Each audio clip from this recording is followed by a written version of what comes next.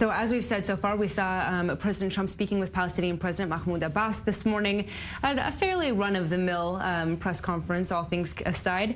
But I cut you off earlier, speaking of what we can expect from President Trump on this trip, and what can we expect in a policy speech that we'll be seeing, the short speech we'll be seeing at Yad Vashem, and the bigger policy speech we'll be seeing at the Israel Museum. I think that to begin with, I need to say that we are dealing with three leaders, Trump, Netanyahu, and Abu Mazen, with a political life of 2 years maximum. In my view, the investigation which has started in Washington will eventually lead to the shortening of this term of the president.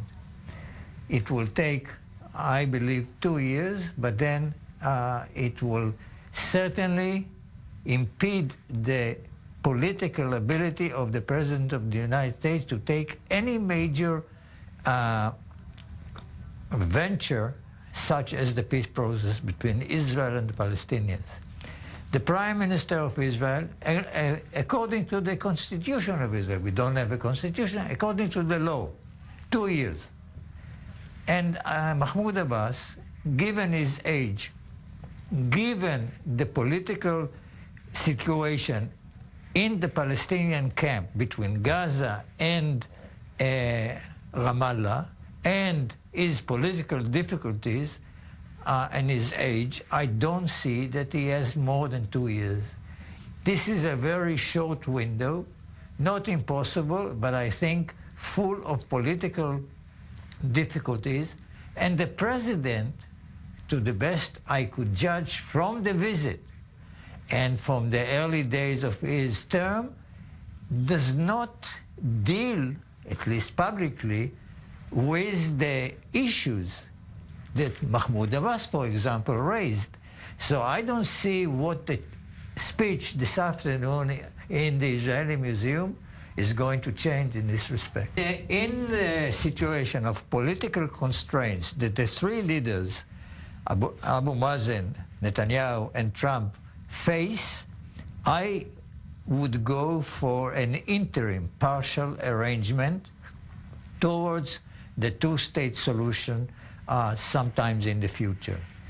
And I think that this will be a very practical way if the president really wants to push something, not a comprehensive deal as he calls it, but something which will enable the political process to take place between us and the Palestinians, and something tangible happening between the two sides. How do you think this is different than the previous attempts at the Oslo Accords?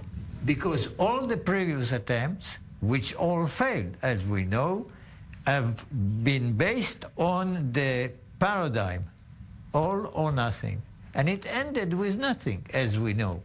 And so there is a need for a change in the attitude, in the approach. Deal with issues that you can reach an agreement on and push forward. But don't try to have solutions for Jerusalem, refugees, and borders at the same time in the same process. It will take a longer time, and that will be a worthwhile attempt to follow. And we will have to wait and see if that attempt is made, if we see clear policies coming out. Thank you all so much for your insight and analysis today. We very much appreciate it.